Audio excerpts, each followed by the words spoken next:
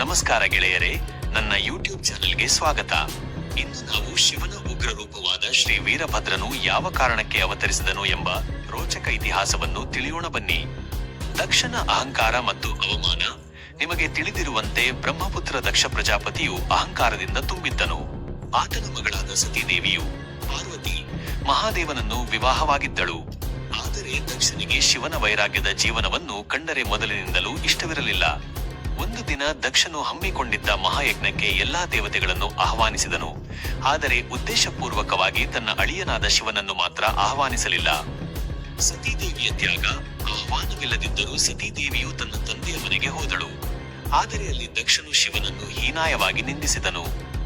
ಪತಿಗೆ ಆದ ಅವಮಾನವನ್ನು ತಾಳಲಾರದೆ ಅಂತಹ ಅಹಂಕಾರಿ ತಂದೆಯ ಮಗಳಾಗಿ ಬದುಕಿರಲು ಇಷ್ಟಪಡದ ಸತೀದೇವಿಯು ಯಜ್ಞಕುಂಡದ ಅಗ್ನಿಯಲ್ಲಿ ಲೀನವಾಗಿ ಆತ್ಮಾರ್ಪಣೆ ಮಾಡಿಕೊಂಡಳು. ವೀರಭದ್ರನ ಅವತಾರ. ಈ ಸುದ್ದಿ ಶಿವನಿಗೆ ತಿಳಿಯುತ್ತಿದ್ದಂತೆ ಆತನ ಕೋಪ ಜ್ವಾಲೆಯಂತೆ ಉಕ್ಕಿ ಬಂದಿತು. ಭೂಮಿ ಕಂಪಿಸಿತು, ಆಕಾಶ ಚೀರುತ್ತಿತ್ತು. ಶಿವನು ತನ್ನ ಒಂದು ಜಟೆಯನ್ನು ಕಿತ್ತು ನೆಲಕ್ಕೆ ಬಲವಾಗಿ ಅಪ್ಪಳಿಸಿದನು. ಆ ಜಟೆಯಿಂದ ಹೊರಬಂದ ಮಹಾಭಯಂಕರ ಯೋಧನೆ ಶ್ರೀ ವೀರಭದ್ರೇಶ್ವರ. ಸಂಹಾರದ ದೃಶ್ಯ. ಅಗ್ನಿಯಂತಹ ಕಣ್ಣುಗಳು, ಕಪ್ಪು ದೇಹ ಮತ್ತು ಕೈಗಳಲ್ಲಿ ಅನೇಕ ಆಯುಧಗಳನ್ನು ಹಿಡಿದಿದ್ದ ವೀರಭದ್ರನಿಗೆ ಶಿವನು ದಕ್ಷನ ಯಜ್ಞವನ್ನು ನಾಶ ಮಾಡು ಎಂದು ಆದೇಶಿಸಿದನು. ಯಜ್ಞಶಾಲೆಗೆ ನುಗ್ಗಿದ ವೀರಭದ್ರನನ್ನು ತಡೆಯಲು ಯಾರಿಂದಲೂ ಸಾಧ್ಯವಾಗಲಿಲ್ಲ. ವೀರಭದ್ರನು ಯಜ್ಞವನ್ನು ಸಂಪೂರ್ಣವಾಗಿ ಧ್ವಂಸ ಮಾಡಿ ಅಹಂಕಾರಿ ದಕ್ಷನ ತಲೆಯನ್ನು ಕತ್ತರಿಸಿದನು. ನ್ಯಾಯದ ಜಯ. ನಂತರ ದೇವತೆಗಳ ಪ್ರಾರ್ಥನೆಗೆ ಒಲಿದ ಶಿವನು ತಣ್ಣಗಾಗಿ ದಕ್ಷನಿಗೆ ಮೇಕೆಯ ತಲೆಯನ್ನು ಅಳವಡಿಸಿ ಪುನರ್ಜನ್ಮ ನೀಡಿದನು. ಇದರಿಂದ ದಕ್ಷನ ಅಹಂಕಾರ ಅಳಿದು ಸತ್ಯಕ್ಕೆ ಜಯವಾಯಿತು.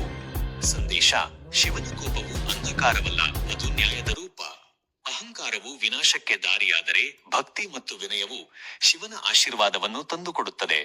ಹರ ಹರ ಮಹಾದೇವ್. ಜೈ Shri Veerabhadreshwara. Thank you friends. ಈ ವಿಡಿಯೋ ನೋಡಿದ್ಕೆ ಇಷ್ಟ ಆದರೆ ಲೈಕ್ ಮಾಡಿ, ಸಪೋರ್ಟ್ ಮಾಡಿ. ಜೈ ವೀರಭದ್ರ ಸ್ವಾಮಿಗೆ. ಜೈ ವೀರಭದ್ರ ಸ್ವಾಮಿ.